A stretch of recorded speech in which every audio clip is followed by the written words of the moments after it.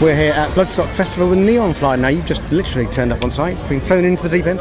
Express FM, thank God we got here. We got here on time, just about. Exactly. Thank you for waiting for us. No, it's very good. Portsmouth people are very, very kind. And you are playing, what time are you playing on later? They tell me 5 p.m. 5 p.m. Neonfly, tell us a little bit about the band. Where are you now at the moment? Neonfly, we're 3 albums in. We've been going since, 20-something or other. And we've, what are we on, a third album called The Future Tonight, and 2 albums before that. Outshine the Sun was our first one, and our second one was Strangers in Paradise. So yeah, we're coming to the end of an album cycle with The Future Tonight. We're about to go back into writing hell. And we've just been pushing like the last couple of years, pandemic.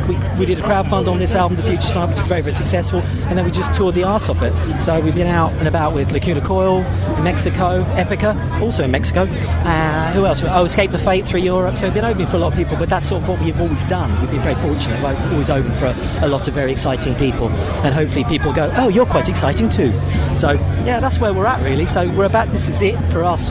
For now, we're going to go off and write some new songs. Spread that disease, brave desolation, hail to the chief, the rape of a nation. Liars and thieves have kicked down the door. The people survive on the scraps from the floor. Silent elites, contrived deviation, twisted beliefs, revive segregation. Prophets of power are hidden. And 3 albums in.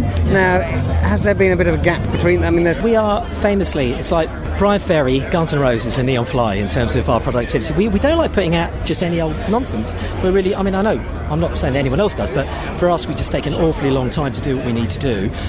We take an awfully long time to find the right producer, to get the right vibe. Every album is very, very different. I think anybody who knows our stuff will know that there's been some sort of progression or certainly a differentiation between the 3 things. But I don't know how many gigs and tours we've done, but a lot would be fair. So we don't shortchange people. Well, one thing I will say is that we don't work enough in the UK. We do an awful lot in Europe, and we do an awful lot in Latin America or Central America and Scandinavia, but we've sort of neglected here, not for any particular reason, just because the offers have been nice in those places I've mentioned.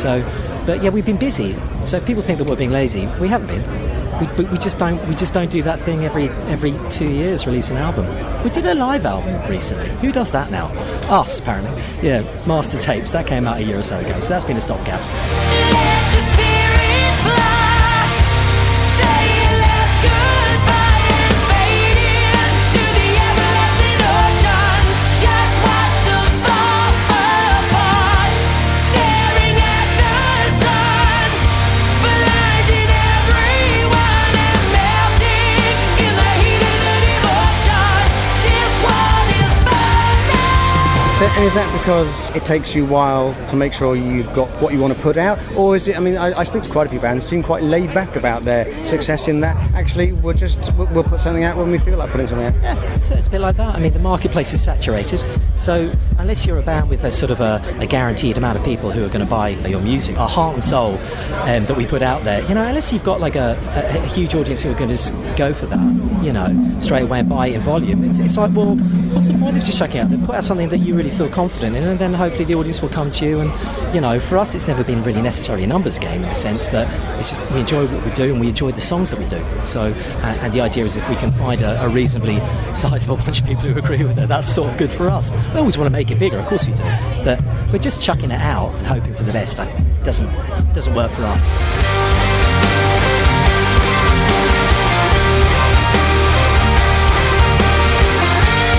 And if you've got a worldwide market or places that you can go, how important is it to tour the UK if there are other options on the table?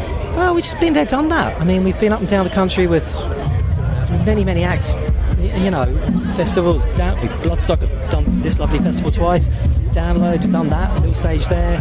We've been around and about, and we've been hither and yon, I'd like to say, in terms of venues. So we do it when the time's right, or when the right sort of, maybe support opens up for us or something like that we were sort of happy with. Other supports have opened up for us around the world, and it seemed like made more sense. No disrespect to say the Underworld, doing a Wet Wednesday on the Underworld, and they've sort of done that. We like to put on a big show, which hopefully you'll see today.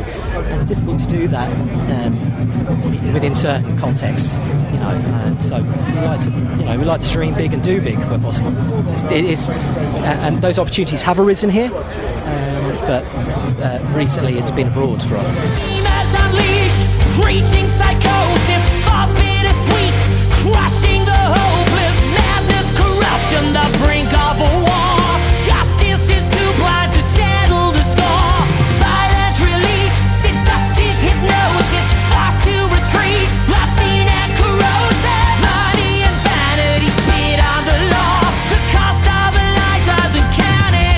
So what about new music from Neonfly then? Are you working on an album or EPs? Yeah, we are slowly but surely. My guitarist, Frederick Thunder, he also works with the Sisters of Mercy, so he's out on tour with the Sisters of Mercy at the moment. So him and myself, we both write the songs. There's two writers in the band, so we write together and apart.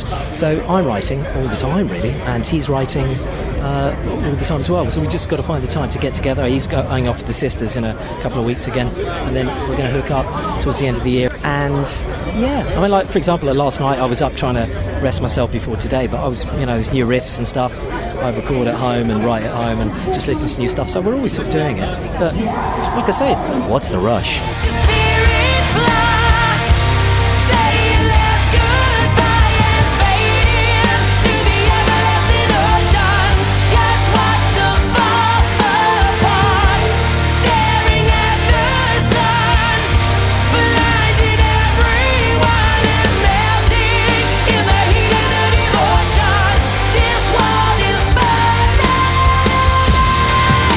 So the new music that you are writing, and you said that with the band there's been a progression, a change in music. Is there a change in style in what you're planning coming up with the new material? Too early to say? No, there will be a change in style. Every album's been different. First album, everyone calls it RLA, our hair rock album, probably with some justification, I think. Our second one was more European, sort of Euro metal. And the third one was much more contemporary.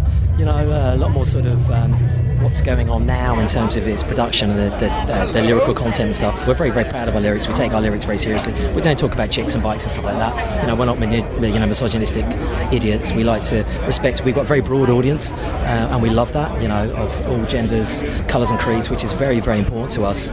And being an international band ourselves, coming from many, many different places. And so, we don't. Yeah, we've pushed it sort of forward, as I say, into a much more contemporary sort of vein. I just got bored. I'm not saying the audience there. Some people in the audience, well, I wish you did your first album again. It's like, well, we could do, but we didn't want to do that. We wanted to do something that young and old would go for. So we've introduced some elements which we feel might appeal to people who are slightly more into the contemporary scene, and we've retained some elements which people who are a little bit longer in the tooth, not naming names, might appeal to as well. So we're trying to sort of make a nice gumbo.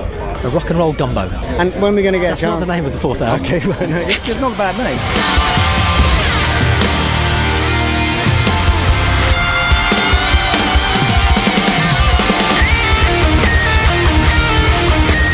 When are we going to get a chance to see Neonfly after Bloodstock? Well, I always try and get the guys to do a Christmas show, because, I'm not a fashion guy. They keep telling me to off. And I said, let's do a Christmas show and get everyone to come up to London, which is where we're based. I mean, I know not everyone lives in London, and rock and roll is Broadchurch within England. We'd love to go to some roles, but it's where we live. So maybe we could do that. But our next booking is in Norway. We're going to Carmageddon, which is a fabulous festival on a fjord in Norway. So we're looking forward to that next year. I can't remember when it is, but it's early doors next year. But yeah, we're just we're sort of we toured the arse out of this album. When you've done a 9-hour drive from Guadalajara to Monterey, you sort of that 7 flights in 4 days, that you've done you've given as much as you can. So I'm quite happy just to take a breather.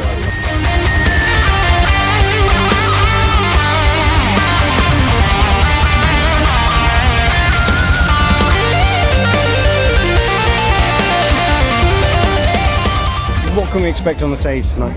The usual nonsense. It will be physical, passionate, sweaty, glitzy, possibly slightly stupid occasionally, although they tell me to stop being so stupid, my bandmates.